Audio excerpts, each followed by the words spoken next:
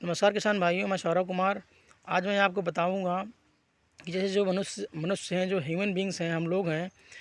अगर हम लोगों की थोड़ी समस्या होती है तो डॉक्टर के पास जाते हैं। जैसे बुखार है, टाइफाइड है, अगर समस्याएं इनिशियल स्टेज से ही थोड़ी सी होती हैं, डॉक्टर के पास जाते हैं तो डॉक्टर हमको जांचें लिखता है, जांचें करवाने के लिए बोलता है और रिकमेंड करता है।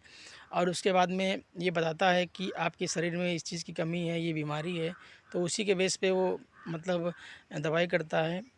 लेकिन जो हमारे किसान हैं, वो मिट्टी की जो है उसकी जांच नहीं करवाते हैं, और मिट्टी में किस तत्व की ये दिखता है और किसकी कमी है, और अपने ही ऐसे ही मतलब अंदाज से ही जो उसमें है खाद एवं उर्वरक का प्रयोग करते हैं, जिससे कि कुछ तत्व हमारे खेत में प्लाट में पहले से ही हैं, उनकी अधिकता हो जाती है। उस अधिकता से कुछ तत्व की कमी हो जाती है और हमको उत्पादन कम देखने को मिलता है, और कुछ तत्व जो है बहुत कमी होती है, उनकी पूर्ति हम सही से नहीं कर पाते हैं।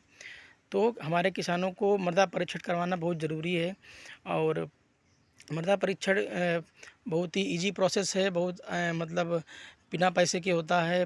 और किस तरीके से होता है, जैसे कि आप अपने खेत में जो क्या नाम नमूना लें, सैंपल लें, और सैंपल लेने के बाद में आप अपने जो नज़दीकी डिस्ट्रिक्ट पे, जैसे कि मृदा परीक्षण जो लैब होती है, वहाँ पे आपका जैसे मृदा परीक्षण जो है उसका हो जाएगा आसानी से। अगर आप सुबह दे आएंगे 10-11 बजे, तो 2-3 बजे आपको उसकी रिपोर्ट मिल जाएगी। और उसके अलावा जो कृषि विज्ञान केंद्र केवीके होते हैं, हर डिस्ट्रिक्ट में केवीके होता है, वहाँ तो केवीके एकदम खाली पड़े रहते हैं, मृदा लैब खाली पड़े रहते हैं। किसान को इसकी अवेयरनेस नहीं रहती है, जागरूक नहीं किसान है।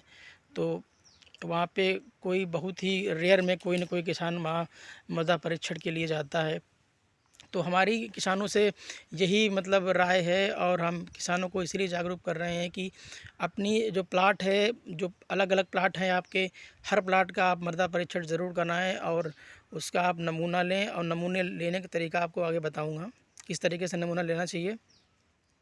तो मृदा परीक्षण बहुत ज़रूरी है। जिस जिस तत्व की कमी हो उसको आप उसी हिसाब से ज़्यादा डालिए, और जिसकी अधिकता हो तो आप उसको न डालिए, उसको डिनाई कर दीजिए। तो उसको जैसे कि जिस तरीके से आप बीमारी में टेस्ट करवाते हैं, उसी तरीके से आप मिट्टी ज़रूर टेस्ट करवाइए कि हमारी मिट्टी स्वस्थ रहे, और भविष्य में हमारी मिट्टी लॉन्ग टाइम तक हम उससे उत्पादन ले सकें।